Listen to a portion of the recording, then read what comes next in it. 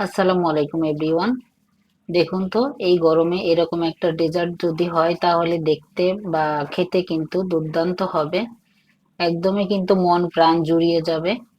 খুবই মজাদার আর অনেক লোভনীয় একটা ডেজার্ট, আম দিয়ে তৈরি। তা আমি এখানে দেখুন পোলাও চাল নিয়ে নিচ্ছি 1 মুঠ। আমি কিন্তু 1 মুঠ পোলাও চালই নিয়েছি। আপনারা কিন্তু আতপ চাউল বা গোবিন্দভোগ চাউল সেটা দিয়ে কিন্তু করতে পারেন। তা এটা কিন্তু পোলাও চালতে করলেও কিন্তু মাশাআল্লাহ খেতে অনেক মজা হয়ে থাকে, কারণ পোলাও চালটা একটু মানে ঘ্রাণটা ভালো আসে, তার জন্য আতপ চাল থেকে করলেও কিন্তু খেতে মাশাআল্লাহ অনেক মজা হবে। তা চাউলটাকে আমি ভালোভাবে ধুয়ে নিয়ে আমি কিছুটা বাদাম দিয়ে দিয়েছি। যে কোনো বাদামই এখানে দেওয়া যেতে পারে।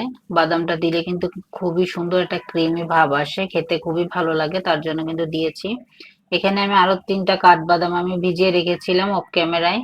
আর আমি চাউলটা কিন্তু সারা রাত ভিজিয়ে রেখেছিলাম। আপনারা কিন্তু 2 থেকে 3 ঘন্টা পর্যন্ত ভিজিয়ে রাখতে পারেন। ভিজিয়ে রাখলে কিন্তু যখন পেস্ট করবেন তখন কিন্তু খুবই ক্রিমি একটা ভাব আসবে, তার জন্য কিন্তু একটু ভিজিয়ে রাখতে হবে। আর সঙ্গে সঙ্গে কিন্তু করা যাবে, ব্লেন্ড করা যাবে, বেটেও নেওয়া যাবে, কিন্তু একটু সিদ্ধ হতে দেরি হবে। আর ভিজিয়ে রাখলে সিদ্ধ হতে দেরি হবে না, খুব দ্রুত রান্না হয়ে যাবে। তার জন্য কিন্তু আমি ভিজিয়ে রেখেছিলাম। আর ভিজিয়ে রেখে এখানে দেখুন বাদামটা কিন্তু খুব সুন্দরভাবে খোসাটা উঠে যাচ্ছে। আর ভিজিয়ে রাখলে বাদামটা এরকম সুন্দরভাবে খোসাটা উঠে যাবে। তার জন্য কিন্তু একটু ভিজিয়ে রাখতে হবে। কমপক্ষে 10 থেকে 15 মিনিট ভিজিয়ে রাখতে হবে। আর যদি সঙ্গে সঙ্গে করে নিতে চান তাহলে কিন্তু বাদামটা একটু হালকা কুসুম গরম পানি দিয়ে ভিজিয়ে রাখলে কিন্তু 5 মিনিটের মধ্যে কিন্তু হয়ে যাবে, খোসাটা সুন্দরভাবে উঠে যাবে। তাই বাদামের খোসাটা আমি খুব সুন্দরভাবে উঠিয়ে নিলাম। আর এভাবে উঠিয়ে নিতে হবে। আর মনে করে এই পর্যায়ে যদি কেউ লাইক না দিয়ে থাকেন অবশ্যই মনে করে একটা লাইক দিয়ে দিবেন। আমি একটা ব্লেন্ডারের জার নিয়ে নিয়েছি, আর ব্লেন্ডার জারের ভিতরে আমি কিন্তু নিয়ে নিচ্ছি এখন সেই চাউলটা আর বাদামগুলো। নিয়ে ভালোভাবে কিন্তু এখন আমি পেস্ট করে নিব। আর খুব সুন্দরভাবে পেস্ট করতে হবে। একটু দানা ভাব থাকলেও কোনো সমস্যা নেই, মুখে পড়লে কিন্তু ভালো লাগবে। তা আমি কিন্তু খুব ভালোভাবে পেস্ট করে নিয়ে চলে এসেছি। এখন একটা প্যান বসিয়ে দিলাম আর তার ভিতর দিয়ে দিলাম দুধ। এখানে আমার জাল করা দুধ আছে, 2 কাপ দুধ দিয়ে দিলাম। তা 2 কাপ দুধের সঙ্গে কিন্তু আমি একটু পানি মিশিয়ে নিয়েছিলাম, হাফ কাপের মতো। মিশিয়ে নিয়ে কিন্তু সেটা দিয়ে দিয়েছি। আর এখানে কিন্তু 3 টেবিল চামচ গুঁড়া দুধ দিয়েছি। আর গুঁড়া দুধটা দিয়ে কিন্তু সুন্দরভাবে কিন্তু আমি এখন চুলাটা ধরিয়ে দিয়েছি। আর চুলাটা ধরিয়ে দেওয়ার পরে দুধটা যখন হালকা গরম হয়ে যাবে তখন কিন্তু এই গুঁড়া দুধটা একদমই সুন্দরভাবে মিশে যাবে। তা দেখুন খুব সুন্দরভাবে কিন্তু মিশে গিয়েছে। তা আমি কিন্তু ভালোভাবে একটু নেড়ে চেড়ে নিলাম। আর হালকা যখন একটু গরম হয়েছে তখন কিন্তু আমি এই যে এখন যে চাউলের যে পেস্টটা সেটা দিয়ে দিলাম। চাউলের পেস্টটা দিয়ে কিন্তু ভালোভাবে এখন আমি কিন্তু সঙ্গে সঙ্গে নাড়িয়ে দিব। আর সঙ্গে সঙ্গে নাড়িয়ে না দিলে কিন্তু চাউলটা নিচে দলা পেকে যাবে।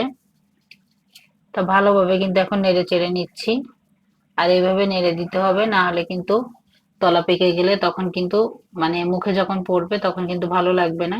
কিছুটার ভিতরে মিষ্টি হবে আর কিছুটার ভিতরে মিষ্টি হবে না, তার জন্য। আর দেখতেই পাচ্ছেন 2 মিনিটের মধ্যেই কিন্তু সুন্দরভাবে ঘন হয়ে গিয়েছে। আর এভাবে কিন্তু জাল করলে সঙ্গে সঙ্গে ঘন হয়ে যাবে। আর একদম কিন্তু এখন জালটা কমিয়ে রেখেছি, জালটা বাড়িয়ে দেওয়া যাবে না, তাহলে নিচে লেগে যাবে। আর আমার ভিডিওর কোনো অংশ যদি ভালো লাগে চাইলে আমার চ্যানেলটা সাবস্ক্রাইব করে আমার পাশে থেকে যেতে পারেন। আমি ব্লগ বাই সাথী, ঢাকা থেকে বলছি। খুব সুন্দরভাবে কিন্তু আমার হয়ে গিয়েছে। এখন কিন্তু আমি চিনি দিয়ে দিব।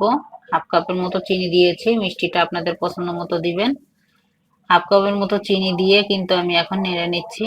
আর যেহেতু মিষ্টি জিনিস আর ঠান্ডা হবে এটা, যখন ফ্রিজে রাখা হবে ঠান্ডা হয়ে যাবে তখন কিন্তু মিষ্টিটা কমে যাবে, তার জন্য কিন্তু আমি চিনিটা একটু বেশি দিয়েছি। আর মিষ্টিটা আপনাদের পছন্দ মতো দিবেন, মিষ্টিটা একটু বেশি হলে ভালো লাগে ঠান্ডা জিনিসে। তা ভালোভাবে কিন্তু চিনিটা দিয়ে কিন্তু নেড়ে চেড়ে নিলাম। এখন একটু স্বাদ মতো লবণ দিয়ে দিলাম। লবণটা একদমই অপশনাল, মিষ্টি জিনিসে কেউ লবণ না খেতে চাইলে না দিলেও কোনো সমস্যা নেই।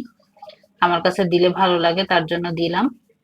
দিয়ে কিন্তু খুব সুন্দরভাবে আমি এখন এই যে রান্না করে নিলাম। এখন কিন্তু রান্না হয়ে গিয়েছে, চুলাটা অফ করে দিব।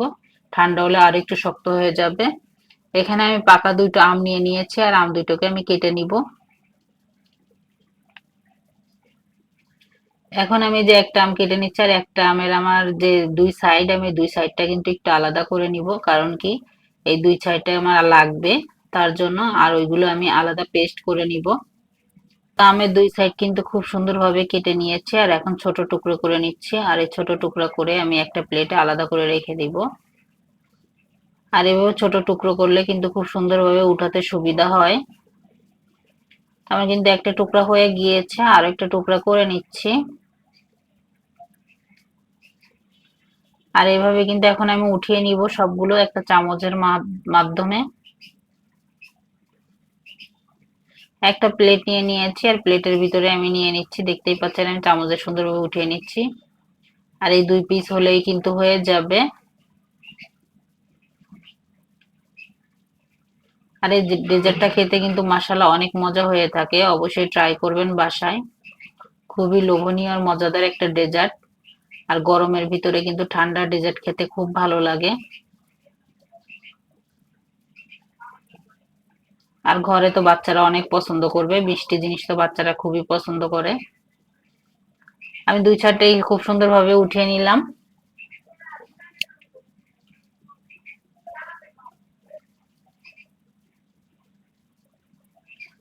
আর এখন কিন্তু আমি এই যে সাইডে রেখে দিব, আর অফ ক্যামেরায় ওইগুলো আমি পেস্ট করে নিব। আর এখানে যে আমি বাদাম ভিজিয়ে রেখেছিলাম, আর কাঠবাদাম গুলো ভিজিয়ে রাখিনি, শুধু পেস্তা বাদাম ভিজিয়ে রেখেছিলাম। পেস্তা বাদামের যে খোসাটা আমি এখন সুন্দরভাবে উঠিয়ে নিচ্ছি। একটু ভিজিয়ে রাখলে কিন্তু খুব সুন্দরভাবে পেস্তা বাদামের খোসাটা উঠে যায়। আর খোসাটা উঠানোর পরে কিন্তু এটার যে আসল কালার, সেই কালারটা দেখা যায়।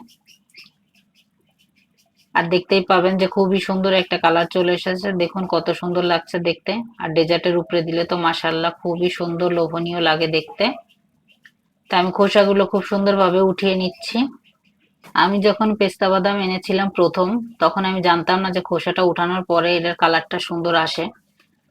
তা আমি প্রথম যখন কেটে নিয়েছি, আমি বলছি যে এটার কালার আসে না কেন, আমি এটাই ভাবছিলাম। পরে দেখলাম যে ভিডিওতে আমি এরকম ভাবে ভিজিয়ে রাখতে, আর ভিজিয়ে রেখে আমি যখন খোসাটা উঠিয়ে নিয়েছে, তখন কিন্তু খুবই সুন্দর একটা নাইস কালার এসেছে। তা আমি কিন্তু এখন ছোট ছোট করে কেটে নিচ্ছি, আর এভাবে ছোট করেই কেটে নিতে হবে। তা পেস্তা বাদামের সঙ্গে কিন্তু আমি কাঠবাদাম গুলো খুব সুন্দরভাবে কেটে নিলাম। আর এখানে মাছি চলে এসেছে, যেহেতু আম আছে, আর আমের ঘ্রাণে কিন্তু মাছিটা চলে এসেছে। কাঠবাদাম গুলোও কিন্তু আমার খুব সুন্দরভাবে কাটা হয়ে গিয়েছে। আর বাদামগুলোকে একটু লম্বা লম্বা করে কেটে নিয়েছি, আর দেখতেই পাচ্ছেন। আর এই যে আম ছিল, সেটা কিন্তু আমি সুন্দরভাবে পেস্ট করে নিয়েছি। আর এরকম পেস্ট করে নিলেই কিন্তু খুব ভালো হবে।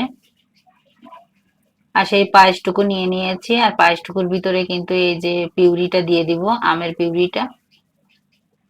আর কতটা ঘন হয়ে গিয়েছে দেখতেই পাচ্ছেন ঠান্ডা হওয়ার পরে। এখনো কিন্তু ফ্রিজে রাখা হয়নি, এমনিতেই চুলার উপরে রেখে দিয়েছিলাম, ঠান্ডা হয়ে গিয়েছে। আর আমের পিউরিটা দিয়ে দিচ্ছি। আমের পিউরিটা দিয়ে কিন্তু খুব সুন্দরভাবে মিশিয়ে নিব। চামচের মাধ্যমে খুব সুন্দরভাবে মিশিয়ে নিচ্ছি।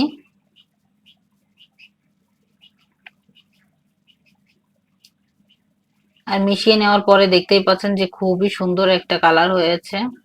এখানে কিন্তু কোনো রকম কালার অ্যাড করা হয়নি, তারপরে কিন্তু খুব সুন্দর একটা কালার চলে এসেছে। আর যে আম কেটে রেখেছিলাম টুকরা করে, সেই আমটুকু নিয়ে নিলাম, নিয়ে উপর দিয়ে দিয়ে দিলাম। এটাকে কিন্তু আমি ভালোভাবে মিশিয়ে নিব। আর ভালোভাবে মিশিয়ে নিতে হবে। আর যে কাঠবাদাম পেস্তা বাদাম আমি কেটে রেখেছিলাম, সেগুলোও কিন্তু এটার উপর থেকে দিয়ে দিব। আর সেটাকেও খুব সুন্দরভাবে নিয়ে কিন্তু আমি উপর দিয়ে ছড়িয়ে দিব, ছড়িয়ে দিয়ে কিন্তু ওটার সঙ্গে মিশিয়ে নিব। আর এভাবে খুব সুন্দরভাবে মিশিয়ে নিতে হবে। মিশিয়ে নিয়ে কিন্তু যখন ফ্রিজে রাখবেন, ফ্রিজে রেখে কিন্তু ঠান্ডা ঠান্ডা পরিবেশন করবেন। দেখবেন যে সবাই আপনার ফ্যান হয়ে যাবে, আর বলবে যে এরকম ডেজার্ট আবারও বানিয়ে দিতে। আর ঘরে সবাই কিন্তু অনেক মজা করে খাবে। আজকের মতো বিদায় নিচ্ছি। আল্লাহ হাফেজ, আসসালামু আলাইকুম।